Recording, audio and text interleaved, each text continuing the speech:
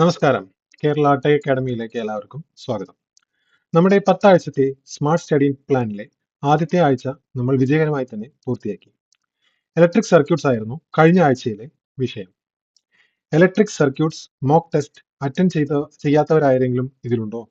ഇനി അതിന്റെ ലിങ്ക് കിട്ടാത്തവരാരെങ്കിലും ഉണ്ടെങ്കിൽ ഈ വീഡിയോന്റെ ഡിസ്ക്രിപ്ഷനിൽ അല്ലെങ്കിൽ ഇതിന്റെ കമന്റ്സിൽ ഞാനത് പിൻ ചെയ്തിടുന്നതായിരിക്കാം. ആരെങ്കിലും ഇനി ആ ക്വസ്റ്റ്യൻസ് കണ്ട് പേടിക്കുകയോ അല്ലെങ്കിൽ എഴുതാൻ എനിക്കിത് ഉത്തരം തെറ്റുമോ തോട്ട്സുമായിട്ട് ചോദ്യം അറ്റൻഡ് ചെയ്യാതെ അല്ലെങ്കിൽ ക്വിസ് അറ്റൻഡ് ചെയ്യാതെ പോയിട്ടുള്ള ആരെങ്കിലും ഉണ്ടെങ്കിൽ പേടിക്കേണ്ട, കുഴപ്പമില്ല. നമുക്ക് ഇവിടെ ആ ചോദ്യങ്ങളൊന്നും കൂടി ഓരോന്നായിട്ട് എടുത്ത് ഡിസ്കസ് ചെയ്യാം. ഓരോ ചോദ്യത്തിലൂടെയും ആ ടോപ്പിക് പൂർണ്ണമായി മനസ്സിലാക്കാനും നമുക്ക് ശ്രമിക്കാം. നിങ്ങളുടെ കയ്യിൽ നമ്മൾ വാട്സാപ്പ് ഗ്രൂപ്പിലും ടെലഗ്രാം ഗ്രൂപ്പിലും കേരള ടെക് അക്കാഡമിയുടെ വാട്സാപ്പ് ഗ്രൂപ്പിലും ടെലഗ്രാം ഗ്രൂപ്പിലും ഇട്ട ഈ electric circuits power up quiz solution explain എന്ന് പറഞ്ഞ PDF ഉണ്ടല്ലോ, അതിലെ ചോദ്യങ്ങളും ഉത്തരങ്ങളുമാണ് നമ്മൾ ഇന്ന് ചർച്ച ചെയ്യുന്നത്. PSC പരീക്ഷയിൽ ഇലക്ട്രിക് സർക്യൂട്ട്സിന് 10 മാർക്കാണ്. കൺസെപ്റ്റ്സും ന്യൂമറിക്കൽ പ്രോബ്ലംസും ഇതിൽ വരും. ഓരോ ചോദ്യവും എങ്ങനെ ഒരു 30 മുതൽ 56 സെക്കൻഡ് വരെ 54 സെക്കൻഡിനുള്ളിൽ നമുക്ക് ചെയ്തു തീർക്കാം എന്നാണ് നമ്മൾ ഇതിൽ ശ്രദ്ധിക്കേണ്ടത്. ആദ്യത്തെ ചോദ്യം ഇതാണ്. A series RLC circuit connected to an AC source has a resonant frequency of F0 if the value of the inductor L and the capacitor C are both quadrupled. അതായത് quadruple എന്ന് പറഞ്ഞാൽ increased by 4 times. The resonant frequency will be. അപ്പോൾ നമ്മുടെ resonance frequency എന്താണെന്നാണ് ചോദ്യം. നമ്മുടെ പഴയ resonance ഫ്രീക്വൻസിയിൽ നിന്ന് പുതിയ റെഫറൻസ് ഫ്രീക്വൻസി എത്രത്തോളം വ്യത്യാസം വരുന്നു എന്നാണ് നമ്മുടെ ചോദ്യം. എന്താണ് ഇവിടെ ചേഞ്ച് ചെയ്തിരിക്കുന്നത്? എല്ലും സിയുമാണ്. എല്ലും സിയും 4 ടൈംസ് ഇൻക്രീസ് ചെയ്തിരിക്കുന്നത്. നമുക്ക് നോക്കാം. നമ്മുടെ റെസൊണൻസ് ഫ്രീക്വൻസി F0 ഒരു സീരീസ് RLC സർക്യൂട്ടിന്റെ ഫോർമുലയാണിത്. F0 is equal to 1/2π√LC. അങ്ങനെ വരുമ്പോൾ ഈ ഫോർമുല നമ്മുടെ ചീറ്റ് ഷീറ്റിലുണ്ട്. അത് നോക്കിയവർക്ക് നമുക്ക് ആ ഫോർമുല ഓർമ്മ വരും. അതിനനുസരിച്ച് ഈ ചോദ്യം അറ്റൻഡ് ചെയ്യാൻ പറ്റുമെന്ന് വിശ്വസിക്കുന്നു. നമുക്ക് നോക്കാം. പുതിയ ഇൻഡക്ടർ വാല്യൂ L' എന്ന് വിളിക്കാം. അത് 4 ടൈംസ് പഴയ L, 4 ടൈംസ് ഓഫ് L ആയി. ഇനി ന്യൂ കപ്പാസിറ്റർ വാല്യൂ അതായത് C' എന്നത് 4 ടൈംസ് ഓൾഡ് C ആയി. ദെൻ ഇനി നമുക്ക് F0' അതായത് പുതിയ റെസൊണൻസ് ഫ്രീക്വൻസി. അപ്പൊ എന്താവും? നമുക്ക് ഈ 1/2π/LC എന്നുള്ളതിൽ എന്താ 4 ടൈംസ് L 4 ടൈംസ് C ആയി. അപ്പൊ 4L into 4C എന്തായി? 16LC ആയി. അങ്ങനെ 1/2π√16LC. വളരെ സിമ്പിൾ ആണ് ഈ ചോദ്യം ഉണ്ടായിരുന്നത്. നമ്മൾ ആ 4 പുറത്തേക്ക് എടുക്കുമ്പോൾ, അതായത് 16 പുറത്തേക്ക് എടുക്കുമ്പോൾ √16 4 ആയിരിക്കും. അപ്പോൾ 4 പുറത്തേക്ക് വരും. അപ്പോൾ നമ്മുടെ പഴയ നമുക്ക് ആക്ച്വൽ F0ന്റെ ഫോർമുല എന്തായിരുന്നു? 1/2π√LC. അത് നമ്മൾ ആ 4 പുറത്തേക്ക് വരുമ്പോൾ 1/4 ടൈംസ് 1/2π√LC, അതായത് 1/4 ടൈംസ് ഓൾഡ് F0. അപ്പോൾ F' എന്ന് പറയുന്നത് F0/4, അതായത് നമ്മുടെ ഓപ്ഷൻ എ. അപ്പൊ ഇതിൽ നമുക്ക് ശ്രദ്ധിക്കേണ്ട കുറച്ച് കൺസെപ്റ്റ് ആണ് ഇവിടെ പറഞ്ഞിരിക്കുന്നത്.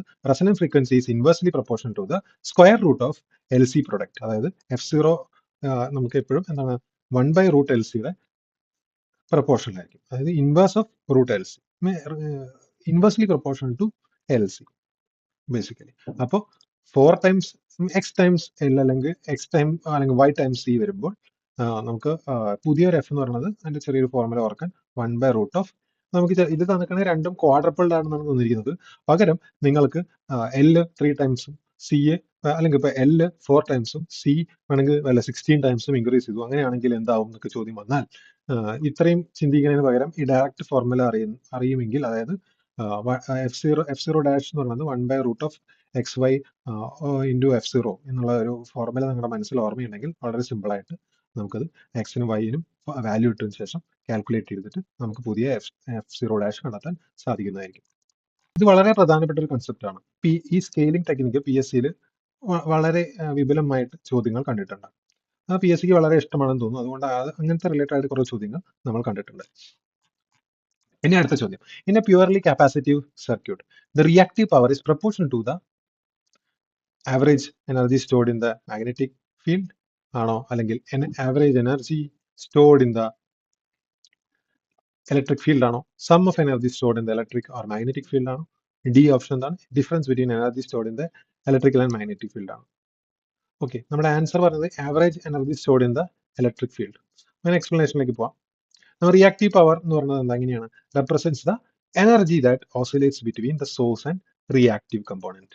എന്താണ് നമ്മുടെ റിയാക്റ്റീവ് കമ്പോണൻസ്? ഇൻഡക്ടറും കപ്പാസിറ്ററും അല്ലെ. അപ്പൊ കപ്പാസിറ്ററിൽ എനർജി സ്റ്റോർഡ് എങ്ങനെയാണ്? In electric field. അപ്പോൾ therefore the reactive power in the purely capacitive circuit is proportional to the average energy stored in the electric field. പക്ഷെ നമ്മുടെ ഇൻഡക്ടറിൽ എങ്ങനെയാണ്? മാഗ്നറ്റിക് ഫീൽഡാണ് എനർജി സ്റ്റോർ ചെയ്യുന്നത്. അപ്പോൾ അതെന്താണ്? അപ്പോൾ നമ്മുടെ പ്യുവർലി ഇൻഡക്റ്റീവ് സർക്യൂട്ട് ആണെങ്കിൽ reactive power is proportional to the average energy stored in the magnetic field. അപ്പോൾ നമ്മുടെ ചോദ്യം എന്താണ്? പ്യുവർലി കപ്പാസിറ്റീവ് സർക്യൂട്ട് ആണ്. അപ്പോൾ നമുക്ക് വേറൊരു കൺസെപ്റ്റ് കൂടി പഠിച്ചു ഇൻഡക്ടറിൽ എങ്ങനെയാണ്. അപ്പോൾ ഇതിന് പകരം inductive circuit, purely inductive circuit ആണെന്ന് പറഞ്ഞാൽ റിയാക്റ്റീവ് പവർ ചോദിച്ചാൽ എന്ത് പറയും? നമ്മൾ average energy stored in the magnetic field. Okay, main ആയിട്ട് ശ്രദ്ധിക്കേണ്ട കീവേഡ്, മെയിൻ ആയിട്ട് ഉള്ള കൺസെപ്റ്റ് എന്താ അവിടെ വെച്ചാൽ കപ്പാസിറ്റീവ് ആണെങ്കിൽ ഇലക്ട്രിക് ഫീൽഡും ഇൻഡക്റ്റീവ് ആണെങ്കിൽ മാഗ്നറ്റിക് ഫീൽഡും. ഓക്കെ, ഇതൊരു ഡയറക്റ്റ് കൺസെപ്ഷണൽ ക്വസ്റ്റ്യൻ ആണ്. ഇനി നമ്മുടെ അടുത്ത ചോദ്യം, A 100 volt 50 hertz AC supply is applied across a series RL circuit if the resistance R is 6 ohms and the inductive reactance XL is 8 ohms and the current flowing through the circuit is എന്താണെന്നാണ് ചോദ്യം. ഇവിടെ നമ്മൾ proper explanation തന്നിട്ടുണ്ട്. എന്താണ് ഒരു നമുക്ക് എന്താ ചോദ്യം? RL സർക്യൂട്ട് ആണ്, സീരീസ് RL സർക്യൂട്ട് ആണ്. അതിൽ ടോട്ടൽ ഇംപീഡൻസ് എന്തായിരിക്കും? ഒബിയസ്ലി സെഡ് എന്ന് പറഞ്ഞാൽ √R² + XL². അങ്ങനെ വരുമ്പോൾ R നമുക്കറിയാം 6 ആണ്, XL എന്ന് പറഞ്ഞാൽ 8 ohms എന്നറിയാം. അങ്ങനെ വരുമ്പോൾ നമുക്കത് കാൽക്കുലേറ്റ് ചെയ്യുമ്പോൾ എന്താണ്? Z = 10 ohms വരും അല്ലെ. എളുപ്പമല്ലേ? അപ്പൊ 10 ohms കിട്ടി, സെഡിന്റെ വാല്യൂ 10 ohms കിട്ടി. നമ്മൾ ചോദിച്ചത് കറണ്ട് ആണ്. നമുക്ക് ഇൻപുട്ട് സപ്ലൈ ഒക്കെ തന്നിട്ടുണ്ട്. അപ്പോൾ വോൾട്ടേജ് എത്രയെന്ന് അറിയാം, 100 വോൾട്ട് ആണെന്നറിയാം. നമുക്ക് AC ആയ കാരണം ഇംപിഡൻസ് ആണ് ഡിവൈഡ് ചെയ്യേണ്ടത്. ആ കൺസെപ്റ്റ് ആണ് നമുക്ക് അറിയേണ്ടത്. അപ്പോൾ ഡിവൈഡഡ് ബൈ 10, അപ്പൊ എന്താണ്? 10 amps. 100 divide by 10, 10 amps. അപ്പൊ ഇതിൽ നമ്മൾ ഇതിൽ നമ്മൾ പൈതഗോറിയൻ ട്രിപ്ലറ്റ് അറിയാമെങ്കിൽ, അത് 3, 4, 5, അത് കോമൺ റൈറ്റ് ആംഗിൾ ട്രയാംഗിൾ ആണ്. മൾട്ടിപ്ലൈ ചെയ്ത് കഴിഞ്ഞാൽ 3ന്റെ ഡബിൾ 6, 8, 10 അല്ലെ. ഇവിടെ എന്താ 6, 8, 10 ഒബിയസ്ലി. അപ്പൊ നമുക്ക് പെട്ടെന്ന് നമുക്ക് ആ സെഡിന്റെ വാല്യൂ കണ്ടെത്താൻ പറ്റും. ഇനി കാൽക്കുലേറ്റ് ചെയ്യേണ്ട ആവശ്യമില്ല, നമ്മുടെ മൈൻഡ് കാൽക്കുലേഷൻ. അപ്പൊ ഞാൻ പറഞ്ഞില്ലേ, ഒരു ഈസി ടെക്നിക്ക് പൈതഗോറിയൻ ട്രിപ്ലറ്റ് അറിയാമെങ്കിൽ എളുപ്പമായി നമുക്ക് 10 സെഡ് 10 ആണെന്ന് കിട്ടി. ഇതിൽ നമുക്ക് മനസ്സിൽ തന്നെ കാൽക്കുലേറ്റ് ചെയ്യാവുന്നതുള്ളൂ. 6, 8, 6 നമുക്ക് ഈ ഫോർമുല ഓർമ്മയുണ്ടെങ്കിൽ R XL അറിയാം. ഇവിടെ XCയുടെ അതായത് ഇൻഡക്റ്റീവ് റിയാക്ടൻസ് ആണ്, കപ്പാസിറ്റീവ് റിയാക്ടൻസ് വരുന്നില്ല. അപ്പോൾ എളുപ്പമാണ്. ഈ ഫോർമുല ഓർമ്മയുണ്ട്, ട്രിപ്ലറ്റ് ഓർമ്മയുണ്ട്. പെട്ടെന്ന് 10 എന്ന് കിട്ടി. 100 നമുക്ക് വോൾട്ടേജ്, ഇൻപുട്ട് വോൾട്ടേജ് അറിയാം, 100 ആണെന്നറിയാം. ഡിവൈഡഡ് ബൈ 10 ചെയ്തു. അപ്പോൾ പെട്ടെന്ന് എന്താണ്? ഡിവൈഡ് ബൈ 10 ചെയ്തപ്പോൾ 10 amps. ആൻസർ പെട്ടെന്ന് തന്നെ കിട്ടി. റൈറ്റ്, നമുക്ക് 30 seconds ഒന്നും വേണ്ട നമുക്ക് കാൽക്കുലേറ്റ് ചെയ്യാൻ അറിയാമെങ്കിൽ അല്ലേ. വെരി സിമ്പിൾ ക്വസ്റ്റ്യൻ, നമുക്ക് ടൈം സേവ് ചെയ്യാൻ പറ്റും. ഇനി നമ്മുടെ അടുത്ത ചോദ്യം, A series RLC circuit has A quality factor Q of 50 and resonance frequency of 10 kilohertz. If the bandwidth of the circuit is 200 hertz, what is the Q factor? നമ്മൾ Q ഫാക്ടറിന്റെ ഫോർമുലയൊക്കെ നമ്മുടെ cheat ഷീറ്റിലുണ്ടായിരുന്നു. അപ്പോൾ പഠിച്ചവർക്ക് പെട്ടെന്ന് കിട്ടും. അതായത് പെട്ടെന്ന് നമുക്ക് ഓർക്കാൻ പറ്റും. Q എന്താണ്? Q = F0 by bandwidth. Quality factor of a series RLC circuit is defined as the ratio of resonant frequency to the bandwidth. Okay, നമ്മൾ റെസൊണൻസ് ഫ്രീക്വൻസി എന്താണെന്നൊക്കെ നമുക്ക് ഓൾറെഡി നമ്മുടെ യൂട്യൂബ് ചാനലിൽ അർജുൻ സാർ ഒരു ക്ലാസ് എടുത്തിട്ടുണ്ട്, ഡീറ്റെയിൽ ആയിട്ട് എന്താണ് റെസൊണൻസ് ഫ്രീക്വൻസി, അതിന്റെ ബേസിക് കാര്യങ്ങളൊക്കെ എന്താണെന്ന് എടുത്തിട്ടുണ്ട്. അത് ഞാൻ കഴിഞ്ഞ ആഴ്ച അതിനെക്കുറിച്ച് ഒന്നുകൂടി ഇട്ടിരുന്നു. ആക്ച്വലി ഗ്രൂപ്പിൽ ഇട്ടിരുന്നു. അത് കേട്ടവർക്ക് അതിനെക്കുറിച്ച് ഒന്നും കൂടി ഐഡിയ കിട്ടും. അതിന് കൂടുതൽ തിയറി ഇൻഡെപ്തിലേക്ക്, നമുക്ക് കൂടുതൽ ഇൻഡെപ്ത് തിയറിയിലേക്ക് പോകണം. നമുക്ക് ഫോർമുലാസും കാര്യങ്ങളൊക്കെ എങ്ങനെ വന്നാൽ, അല്ലെങ്കിൽ എന്തെങ്കിലും ഡൗട്ട് ഉണ്ടെങ്കിൽ കൂടുതൽ എക്സ്പ്ലെയിൻ ചെയ്യാനാണ് ഞാൻ ഇവിടെ ഉള്ളത്. ഓക്കെ, അപ്പോൾ F0 by bandwidth ആണ്. അപ്പോൾ F0 നമുക്കറിയാം 10 kilohertz, ബാൻഡ്വിഡ്ത്ത് നമുക്കറിയാം 200 hertz. അങ്ങനെയാണെങ്കിൽ നമുക്ക് Qയുടെ വാല്യൂ കിട്ടി 50 അല്ലേ. അപ്പോൾ നമ്മുടെ ആൻസർ എന്താണ്? ബി, 50. അപ്പോൾ ഇവിടെ കൺസെപ്റ്റ് ചെക്ക് ചെയ്യാം. നമുക്ക് എന്താണ്? The question itself States Q of 50. അതെ, ഗ്രേറ്റ്. ഇവിടെ പറയുന്നുണ്ട് series RLC circuit has A quality factor of 50. അപ്പൊ ഈ ചോദ്യത്തിൽ എന്തോ തെറ്റുണ്ട് അല്ലേ. Quality confirmation. അപ്പൊ നമുക്ക് ജസ്റ്റ് അത് കൺഫേം ചെയ്യാൻ മാത്രമേ ചെയ്തിട്ടുള്ളൂ. ആക്ച്വലി ഇത് ഇങ്ങനത്തെ ചോദ്യങ്ങൾ വരാം കേട്ടോ. നമുക്ക് എക്സാമിന് ഇങ്ങനത്തെ ചോദ്യങ്ങൾ വരാം. ഇതിൽ 50 ഉണ്ടല്ലോ, ചിലപ്പോ മീൻസ് കൺസെപ്റ്റ് അറിയാത്തവർക്ക് ചിലപ്പോൾ കറക്റ്റ് ആയിട്ട് ആൻസർ ചെയ്യാൻ പറ്റിയെന്ന് വരില്ല. ചിലപ്പോൾ ഒരു വേറെ വല്ലതും കുത്തും. ഓ ഇവിടെ 50 ഉണ്ട്, അപ്പോൾ ഇവിടെ 50 ആയിരിക്കില്ല ആൻസർ, വേറെ എന്തെങ്കിലും ആയിരിക്കും എന്നൊക്കെ പറഞ്ഞിട്ട് അങ്ങനെ ചെയ്യുന്നവരൊക്കെ എനിക്കറിയാം. അതുകൊണ്ടാണ് ഞാൻ പറഞ്ഞത്. ഓക്കെ, അപ്പോൾ സംഭവം എളുപ്പമായിരുന്നു. F0 നമുക്ക് ഇതിൽ തന്നിട്ടുണ്ട്. അതേപോലെ ബാൻഡ് വിഡ്ത്തും തന്നിട്ടുണ്ട്. അപ്പോൾ നമുക്ക് ക്യൂ കണ്ടെത്താൻ പറ്റും, F0 ബൈ ബാൻഡ് വിഡ്ത്ത്. ചോദ്യത്തിൽ എന്തോ ഒരു 50 എന്ന് വന്നിട്ടുണ്ട്. അപ്പോൾ പെട്ടെന്ന് അറിയാവുന്ന ഉത്തരം മീൻസ് ആൻസർ ചെയ്ത് നോക്കാത്ത കാര്യങ്ങൾ മനസ്സിലാവുന്നവർക്ക് പെട്ടെന്ന് ആൻസർ 50 എന്ന് മാർക്ക് ചെയ്യാൻ പറ്റും. ഓക്കെ, ഇതിൽ ബേസിക് കൺസെപ്റ്റ് ഒന്നുമില്ല. Q is equal F0 by bandwidth എന്ന് അറിയാമെങ്കിൽ നമുക്ക് സിമ്പിളായിട്ട് ആൻസർ ചെയ്യാൻ പറ്റും. ഇനി അടുത്ത ചോദ്യം, A 2 microfarad capacitor is charge to 200 volt.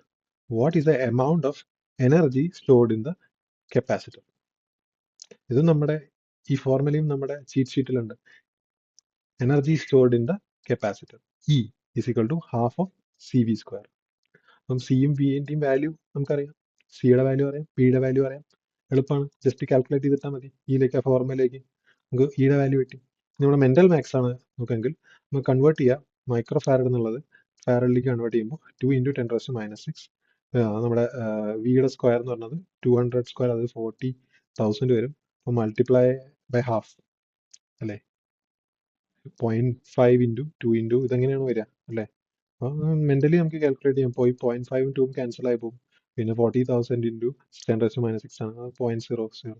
നമുക്ക് ആ 4 വന്നാൽ തന്നെ 10⁻⁶ വന്നാൽ തന്നെ ആൻസറിൽ ആ 4 ഉള്ളത് പോയി ഡയറക്റ്റ് ക്ലിക്ക് എടുക്കാം. ഓക്കെ, അങ്ങനെ നമുക്ക് മാർക്ക് ചെയ്യാം. പെട്ടെന്ന് നമുക്ക് ഉത്തരത്തിലേക്ക് എത്താൻ പറ്റും. ജസ്റ്റ് ഒരു മെന്റൽ മാത്സ് വെച്ചിട്ട് അങ്ങനെ കാൽക്കുലേറ്റ് ചെയ്യാവുന്ന ആണെങ്കിൽ always double check unit conversation, അതാണ് ഇവിടെ പറയുന്ന പോയിന്റ്. അത് ഇമ്പോർട്ടൻ്റ് ആണ്. Okay, now coming to next question. A RLC series circuit has a power factor of 0.7 leading. If the capacitor is completely short circuited, the power factor of the remaining RL circuit will be. ഇതും നമ്മുടെ concept ആണ്. Proper explanation പറഞ്ഞുതരാം. അപ്പോൾ ഇതിൽ എഴുതിയിട്ടുണ്ട് correct ആയിട്ട്. A circuit with a leading power factor. Leading power factor എന്താണ്? XC greater than XL. അതെ, predominantly capacitive അല്ലേ. ഇനി when the capacitor C is completely short circuited, the circuit reduces to a series RL circuit. Okay, നമ്മളിവിടെ concept മനസ്സിലാക്കേണ്ടത് എന്താ വെച്ചാൽ, leading power factor എന്നാൽ circuit കൂടുതലും കപ്പാസിറ്റീവ് ആയിരിക്കും. ഓക്കെ, ഇനി കപ്പാസിറ്ററിനെ ഷോർട്ട് സർക്യൂട്ട് ചെയ്യുമ്പോൾ എന്താ സംഭവിക്കുക? RL സർക്യൂട്ടായി മാറുന്നത് അല്ലേ, RLC സർക്യൂട്ട് അല്ലേ.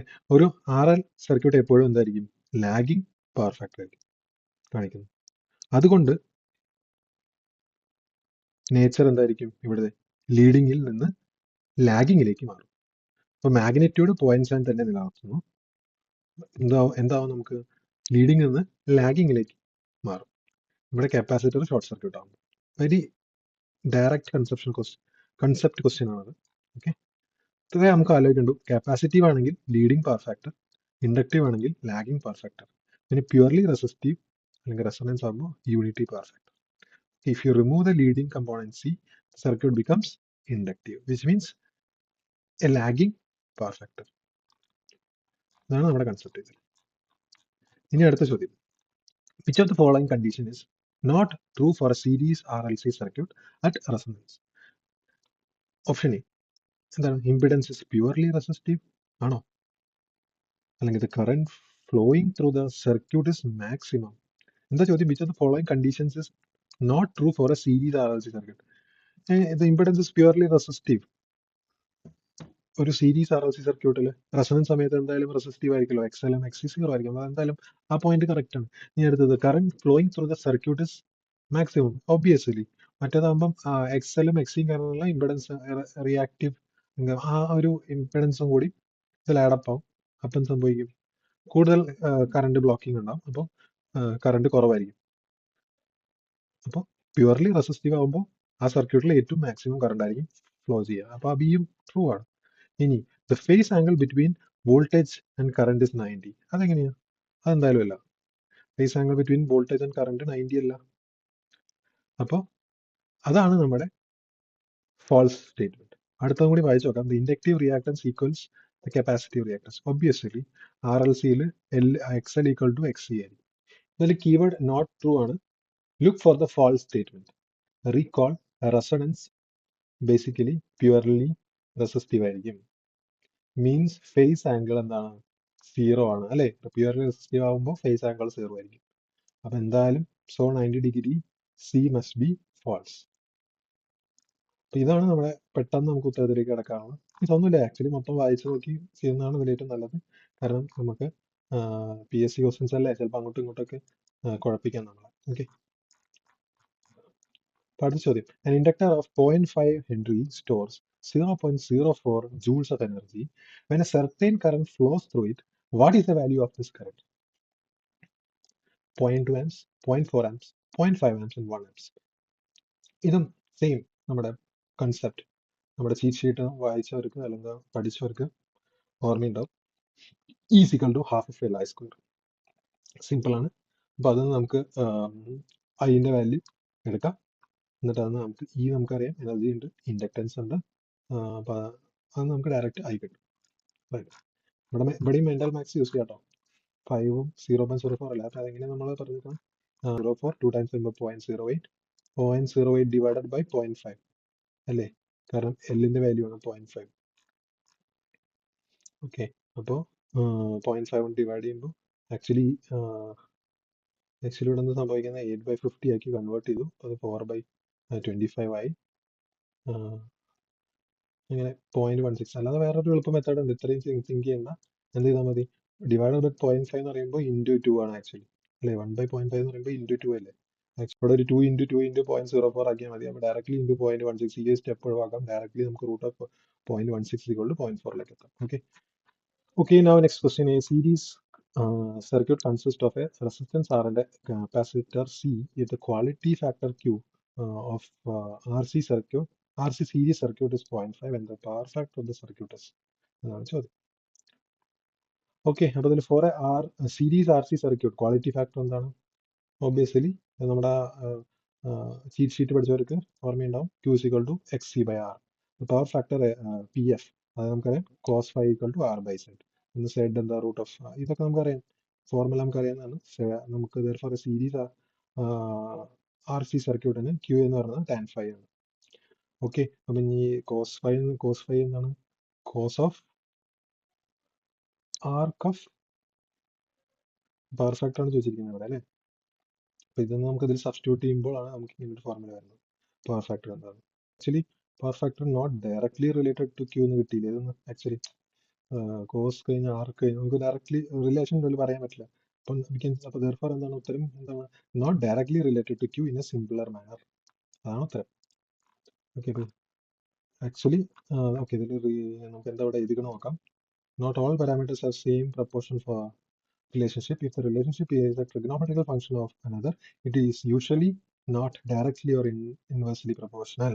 That's the point. Keywords in the simple manner. This hints that a straightforward linear relationship might not exist. അപ്പോൾ ഇവിടെ നമ്മൾ ട്രിഗ്നോമെട്രിക് റിലേഷൻഷിപ്പ് ആണ് വന്നത്. അതുകൊണ്ട് നമുക്ക് PF എന്ന് പറഞ്ഞാൽ ഡയറക്ട്ലി അല്ലെങ്കിൽ ഇൻഡയറക്ട്ലി റിലേഷൻ ടു Q എന്ന് പറയാൻ പറ്റില്ല. അപ്പോൾ not directly related to Q in a simpler manner. Okay, നമ്മുടെ അടുത്ത ചോദ്യം. In series RLC circuit, applied voltage is 200 volt and the resistance of R is 40 ohms at resonance. What is the current flowing through the circuit? ഇത് simple ആയിട്ടുള്ളൊരു question ആണ്. നമുക്ക് Z at resonance എന്തായിരിക്കും? Equal to R ആണ് അല്ലേ? അപ്പോൾ നമുക്ക് ആ റെസിസ്റ്റൻസിന്റെ വാല്യൂ തന്നിട്ടുണ്ട്, അപ്ലൈഡ് വോൾട്ടേജ് ഇത്രയും തന്നിട്ടുണ്ട്. അപ്പോൾ നമുക്ക് കറണ്ട് കണ്ടെത്താൻ പറ്റും ഡയറക്ട്ലി V/R. സെഡ് റെസൊണൻസ് നമ്മൾ സീരീസ് RLC എന്നൊക്കെ പറഞ്ഞാൽ നമുക്ക് എല്ലിന്റെ വാല്യൂ തന്നിട്ടില്ലല്ലോ. അപ്പോൾ എങ്ങനെ കാൽക്കുലേറ്റ് ചെയ്യാൻ നമുക്ക് തിങ്ക് ചെയ്യുന്നവർക്ക് കൺഫ്യൂഷൻ ആയിരിക്കും. അല്ലാത്തവർ ഡയറക്ട്ലി ഉത്തരം പെട്ടെന്ന് തന്നെ എഴുതുന്നതായിരിക്കും. 200/40 ഡയറക്ട്ലി ഈക്വൽ ടു 5 amps. ആ കൺസെപ്റ്റ് അറിയുന്നവർക്ക് വളരെ എളുപ്പമായിരിക്കും. ഓക്കെ, അപ്പോൾ keep practising, stay with us. Okay, stay sharp. Okay, നമ്മുടെ ഒരു വാട്സാപ്പ് കമ്മ്യൂണിറ്റി ഉണ്ട്, അതിൽ ജോയിൻ ചെയ്യുക. എനിവേ, നമ്മൾ ഇപ്പോൾ റൺ ചെയ്തിരിക്കുന്ന ഈ ഒരു വീക്ക്, അതായത് ജൂലൈ ഫസ്റ്റ് വീക്ക് റൺ ചെയ്തുകൊണ്ടിരിക്കുന്നത് ടോപ്പിക് മാഗ്നറ്റിക്സ് ആണ്. കഴിഞ്ഞ വീക്കിലെ ടോപ്പിക്കാണ് ഇലക്ട്രിക് സർക്യൂട്ട്സ്. നമ്മൾ ഓൾറെഡി ഇതിന് മുന്നത്തെ വീഡിയോയിൽ പറഞ്ഞിട്ടുണ്ടായിരുന്നു എങ്ങനെയാണ് നമ്മുടെ പ്ലാൻ ഉള്ളത് നെക്സ്റ്റ് 10 വീക്ക്. ഓക്കെ, നമ്മൾ ചോദ്യങ്ങളോടെയാണ് പഠിക്കാൻ പോകുന്നത്. ഓക്കെ, അപ്പോൾ താങ്ക് യു എല്ലാവർക്കും. നന്ദി, നമസ്കാരം, ബൈ.